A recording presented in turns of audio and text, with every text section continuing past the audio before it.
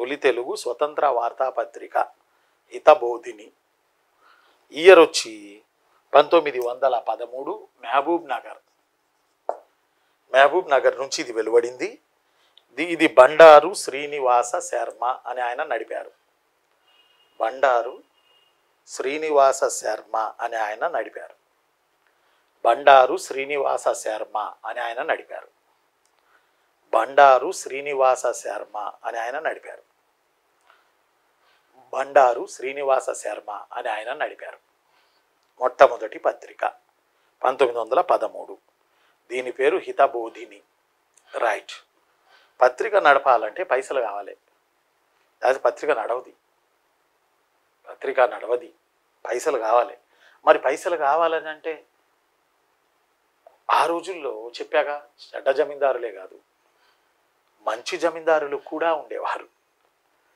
అలా ఆత్మకూరు జమీందారు, ఆత్మకూరు సంస్థానాధిపతి, ఆయన పేరు చూడండి ఎంత లాంగ్ ఉందో. రాజా శ్రీరామ భూపాల బాహిరి బలవంత బహదూర్. వాటి గుర్తుపెట్టుకోవాలి. ఆత్మకూరు సంస్థానాధిపతి రాజా శ్రీరామ భూపాల బాహిరి బలవంత బహదూర్. బాహిరి BAHIRI, బాహిరి బలవంత బహదూర్. ఈయన డబ్బులు ఇస్తే, వీరు ఆర్థిక సాయం చేస్తే మొట్టమొదటి పత్రిక మహబూబ్ నగర్ నుంచి బయటకు వచ్చింది. బండారు శ్రీనివాస శర్మ దీన్ని నడిపారు ఈ మొట్టమొదటి పత్రికను.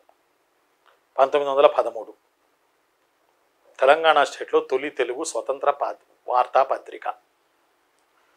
ఇది సంఘ సంస్కరణల గురించి రాసేది, క్రైస్తవ మిషనరీల వాళ్ళు మత మార్పిడుల గురించి రాసేది, మహిళల విద్య గురించి రాసేది, స్త్రీల హక్కుల గురించి రాసేది. ఆ రోజుల్లో చదువుకున్న మేధావులతోటి వ్యాసాలు రాయించి తెలంగాణలో అప్పటికి చదువుకున్న ప్రజల మస్తిష్కాలను చైతన్యం నింపింది, మస్తిష్కాలలో చైతన్యాన్ని నింపింది. బండారు శ్రీనివాస శర్మ నడిపిన హితబోధిని 1913 మహబూబ్ నగర్. దీనికి ఆర్థిక సహాయం చేసింది రాజా శ్రీరామ భూపాల బాహిరి బలవంత బహదూర్.